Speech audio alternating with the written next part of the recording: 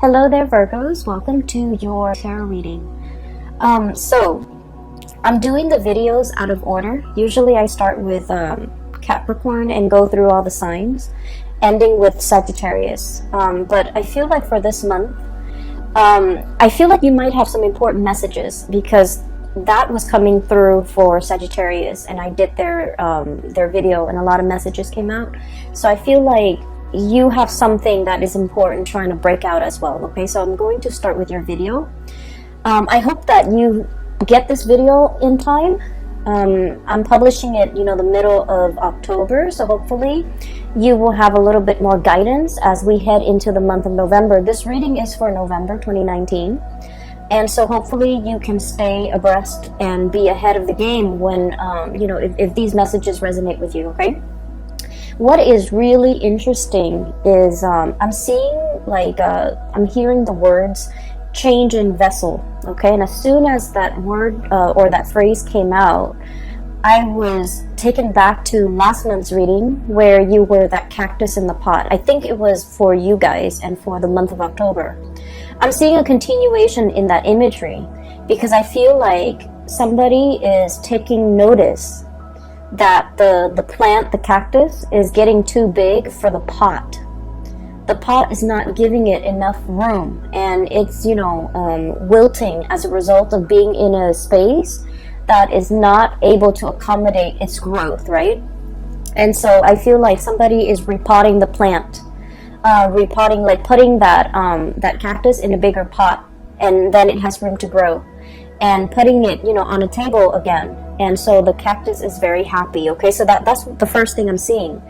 And the message associated with that is definitely a change in vessel. Okay, a change in the body, a change in the environment, a change that can be very momentous because it's allowing for like a breath of fresh air to kind of just whoosh through. And so I feel like there has been some much needed change in your physical environment. And I feel almost like there might have been kind of like the guiding hand, the invisible hand working behind the scenes. There might have been, like some type of a spiritual push, okay, for some major changes to finally come into the picture for you. But then I'm also feeling as well, and I mentioned this in the last reading, that the cactus is on the table, and the person whoever is taking care of it, it was getting too big for the pot, and it was not getting enough nutrients, and it's slowly dying. And the person thought that, oh no, the cactus needs more water, and so it gave the cactus water. And then the water just never evaporated properly. It stagnates in the soil, and then the cactus began to rot. So this is a major change from last month's energy, because I feel almost like somebody is taking notice of you, okay, and realizing that, you know what, the Virgo has outgrown their environment. They need a change of scenery. Let me give them something new to work on. Okay, so I feel like somebody might be noticing, realizing your true capabilities and your true potential, and they're noticing you for the very first time and acknowledging your contributions or acknowledging your capabilities. And so they realize that you're kind of like a big fish in a small pond. You're no longer a challenge, you're no longer growing, you're no longer developing to your full capabilities. And so they want to step in and kind of switch things up, challenge you, and not in a bad way, but like give you more responsibilities, give you more mentally stimulating projects, giving you an opportunity to shine. Okay, but more than anything, I feel like it's a transplant energy where you're no longer a big fish in a small pond. You're playing in the big leagues now. You're among other fish. You're among other you're among your peers who are on your wavelength or on your level. Okay, so we have like a very loaded, a lot of loaded messages and subtypes that came with that image. And I'm glad it's a continuation because last month's reading I felt was really good. And so the change of vessel is what I'm coming in. And the two cards that came out with this message are definitely these two cards here. So let me just talk a little, well, three cards. Let me just talk about these things. So first of all, we have the Death card. This is, you know, walking through the tunnel and emerging on the other side, where there are, you know, the environment is just streaming with bright lights. It's just streaming with newness. It's streaming with just a lot of new opportunities, okay? Some of you might have just been, you know, walking through this dark tunnel, and the main thing that you had to look forward to was, you know, leading you was that light at the end of the tunnel, okay? And I feel for many of you, this might have been, it's not so dark in this depiction. It's like you can still see your way, you know, you still feel okay, you're still safe, you're in the confines of this tunnel. But the tunnel can feel a little bit claustrophobic and a little bit small and confining, right? So I feel like you were in an environment where it just felt a little bit stagnant. It felt a little bit dank and possibly damp and possibly kind of muggy. And you know, you like your cleanliness. You like to be able to see things. You like to have full visibility. You like to know what's in your environment. Many of you might be germaphobes, you know, and you're just a neat freak. And I feel like, you know, for a Virgo to be in a tunnel, it's just not a good environment. And so that's what it felt like. It felt almost very linear, very structured. You can only walk straight ahead or backwards. There wasn't enough room for experimentation.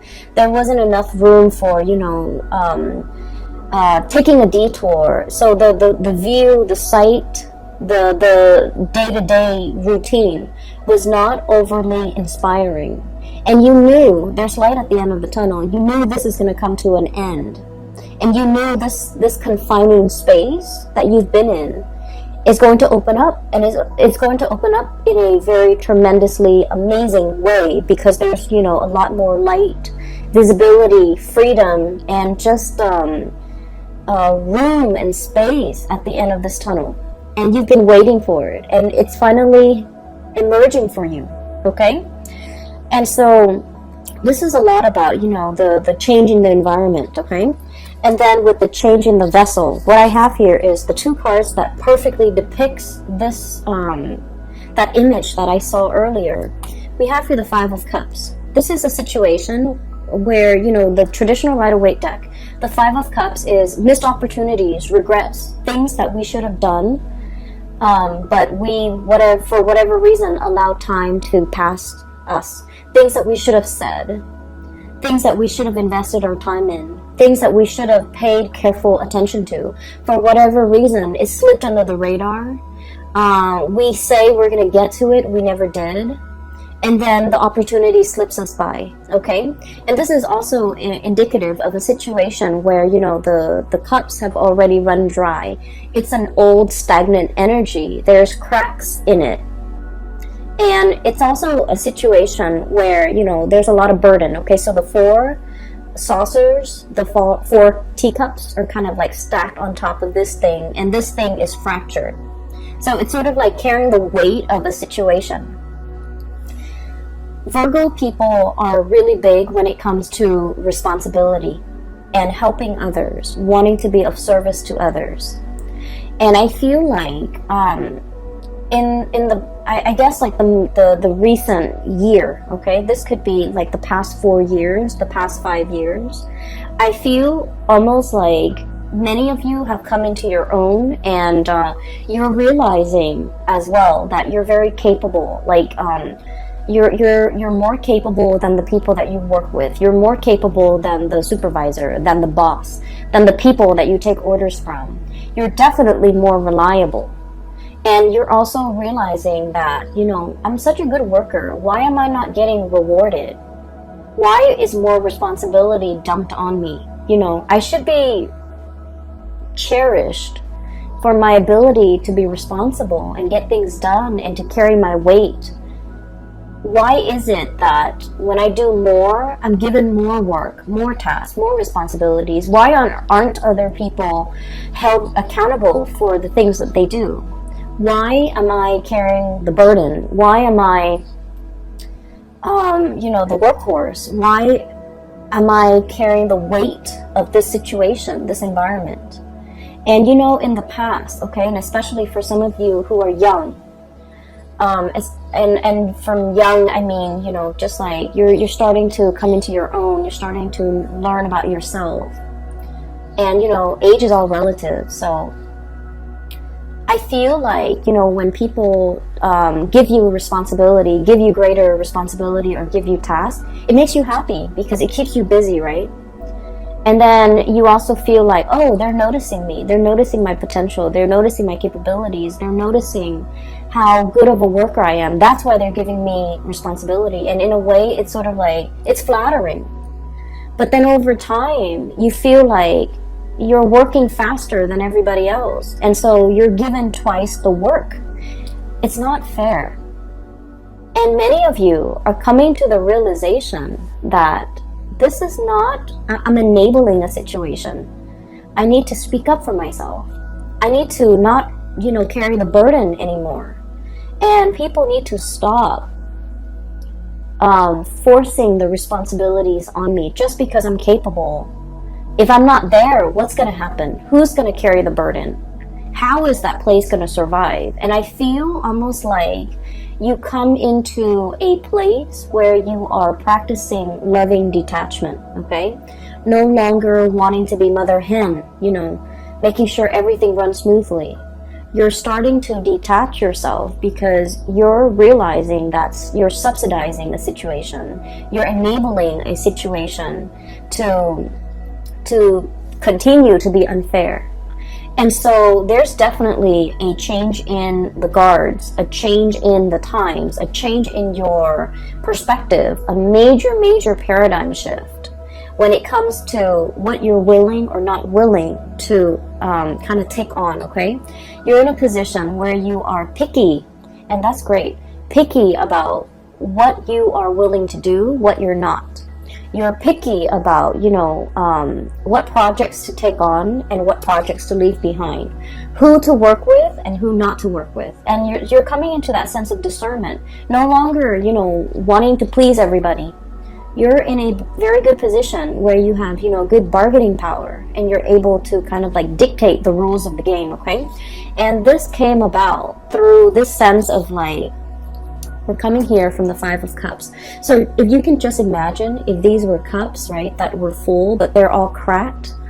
They're all cracked, so they're not able to hold water, to hold their own weight, right? And so we're changing the vessel.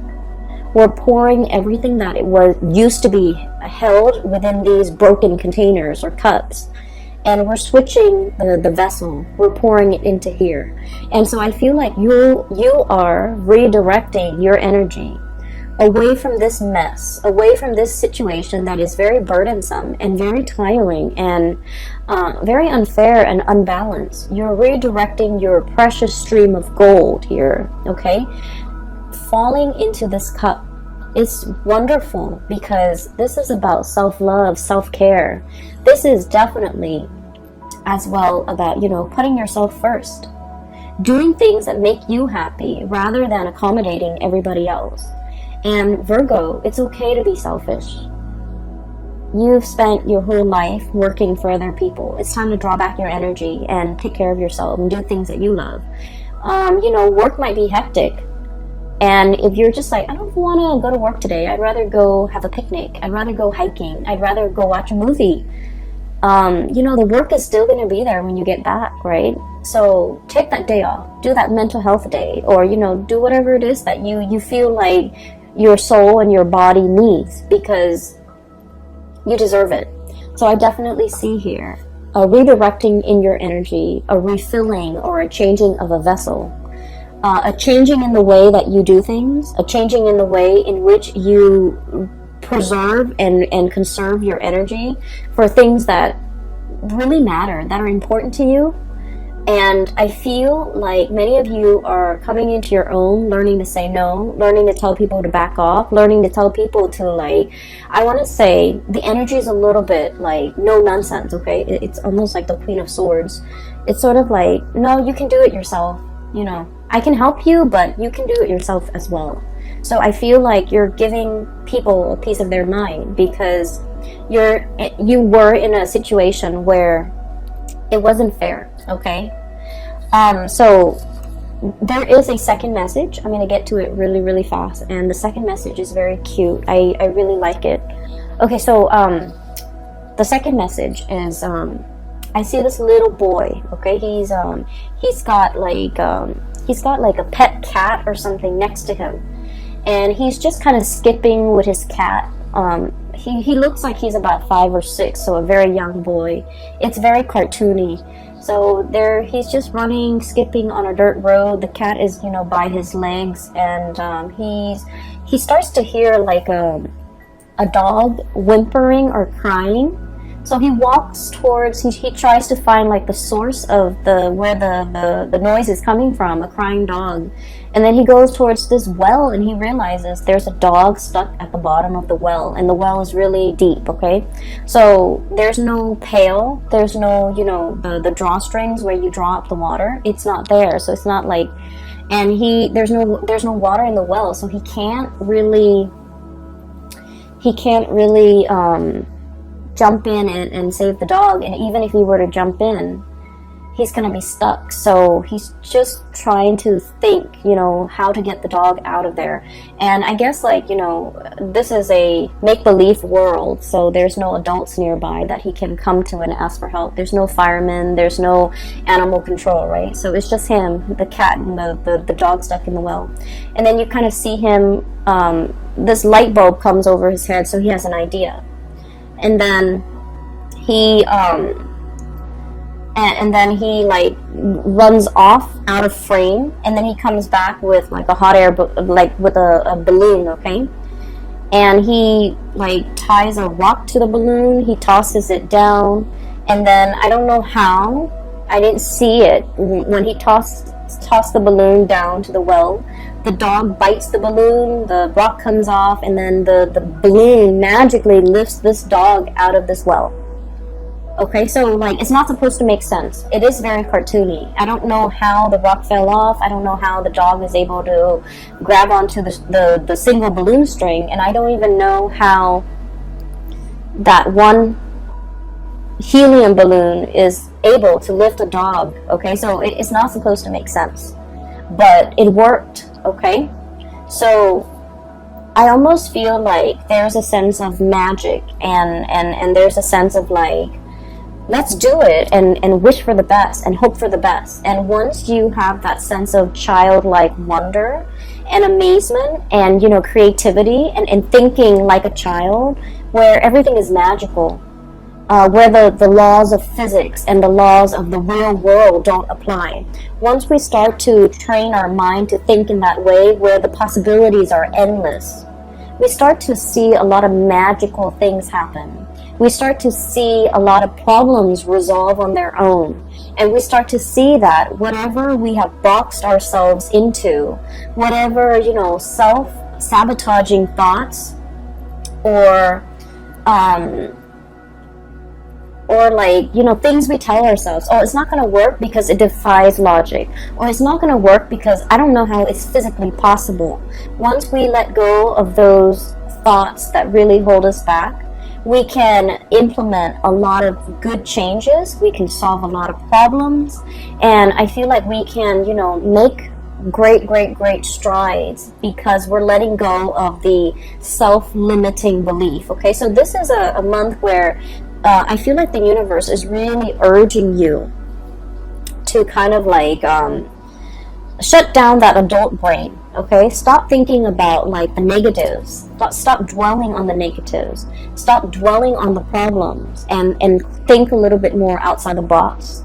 Think a little bit more like a child, where the world is full of possibilities. The possibilities are endless. The child does not know the constraints of the real world or the physical world. The child does not know limitations, okay? And so once you start to do that, you're going to realize that, dreams can happen overnight. You're going to realize that, you will be able to make magic happen. by letting go of those self-limiting beliefs, okay? And the card to me that really indicates this, and the two cards that jumped out when this imagery came out was this. Well, I guess 3. Okay, so this is very Egyptian. Okay, so this is the moon, and the moon is about psychic abilities, intuition. It's also a state where I feel like for many of you, the moon deals with emotions and the fluctuations of the emotions, right? So I feel like for many of you, you have mastered the emotion, okay? Not letting people guilt trip you, for example, okay? Understanding that when they're guilt tripping you, they're trying to make you, coerce you in a very manipulative way to do something that you might not want to do, okay? Not letting people sway you with their emotion either, okay? Some people that you have been dealing with, I feel like they make bad decisions and then they come and cry to you about it, and I feel really unfortunate. I feel bad for those people. But I feel like you're starting to kind of like, this is like the crown chakra, detaching ourselves from this messy emotional space, okay? This is not to say, like, don't feel things. This is not to say being so disconnected that we're not sympathetic.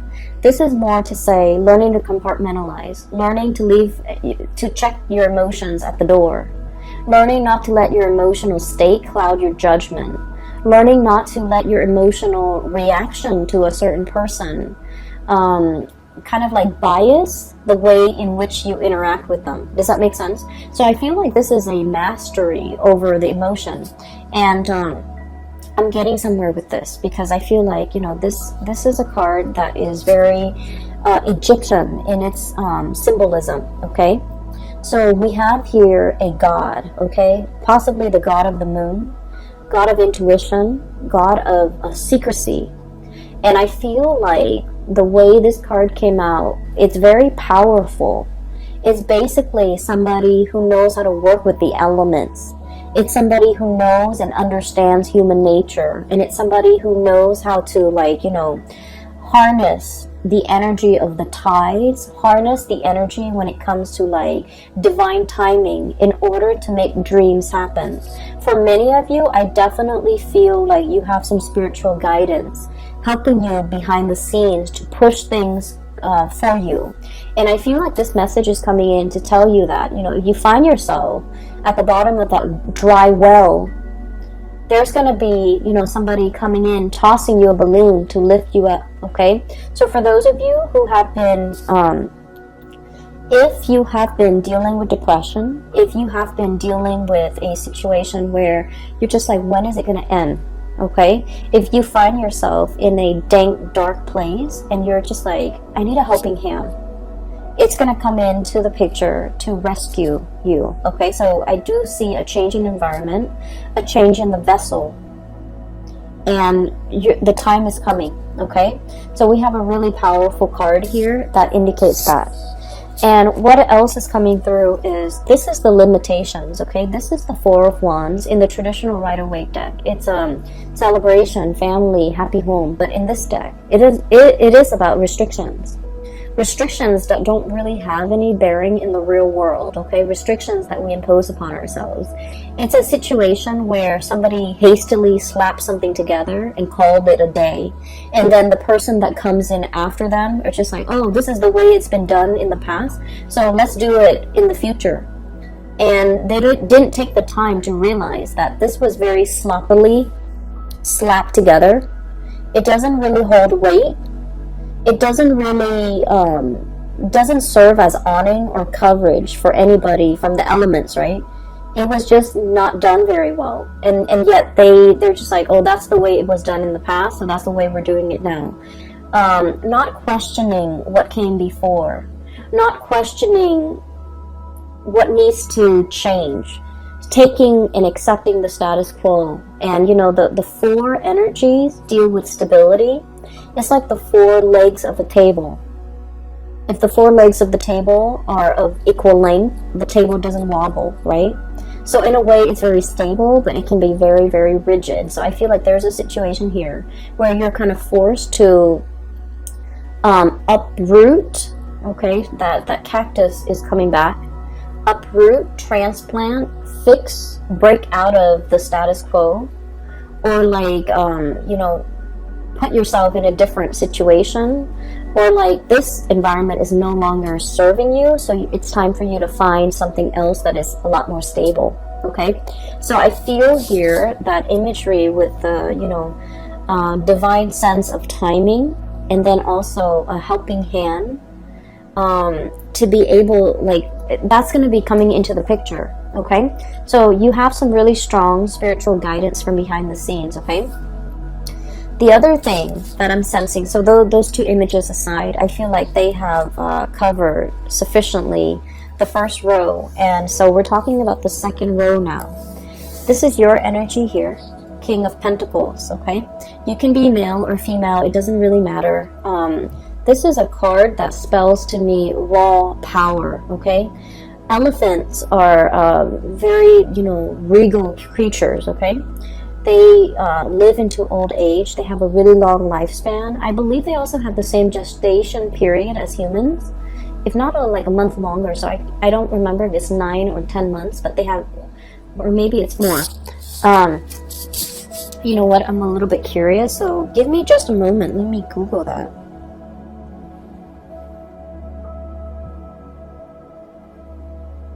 I'm sorry, give me just a moment. I need to know this. Okay, so 18 to 22 months. So the range is 18 to 22 months. Okay, so that's like over a year. So I feel like that timing, 18 to 22 months, is very, very, very important. So this card to me basically spells raw power. Okay, this is somebody who's very stable on their own. Okay, they're like firm-footed.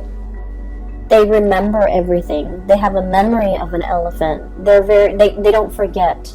They know how to, they always remember to like cross their T's and dot their I's. They do everything very, very diligently.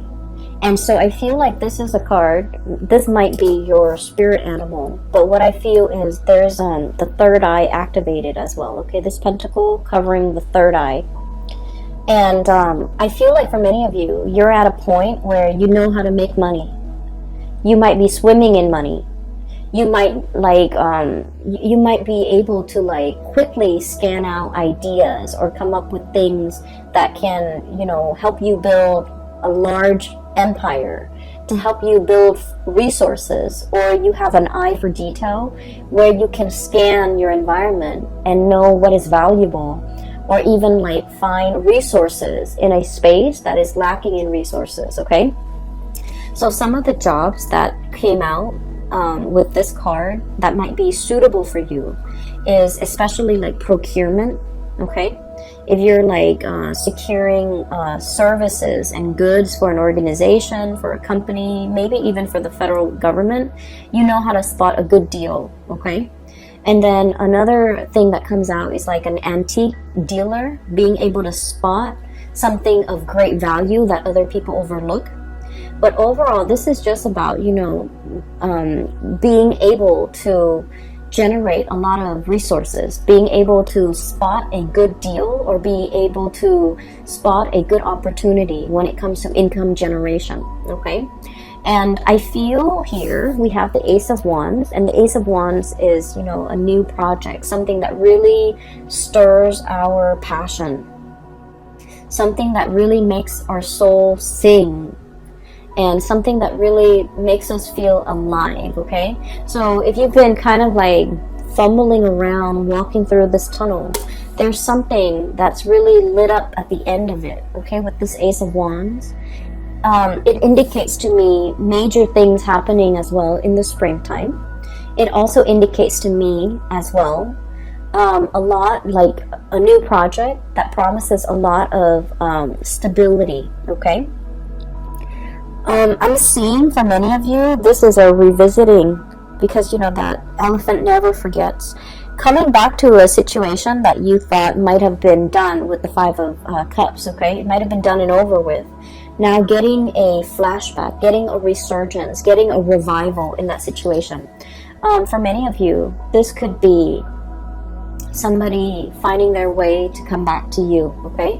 If there has been like a missed opportunity in the past, a work situation, a job, a person, a misconnection, I feel like you're not so much you're the elephant, so you're very solid and stable and you're staying put. But there's a situation where somebody is revived, or a situation is revived, and they're coming back into the picture. And when they're coming back, the passion comes back. The interest comes back, and it's a mutual reception. I feel like somebody is trying to reach out to you. For those of you who are dealing with like a romantic partner, this is you and this is them, okay? Page of Cups, wanting to make an offer, wanting to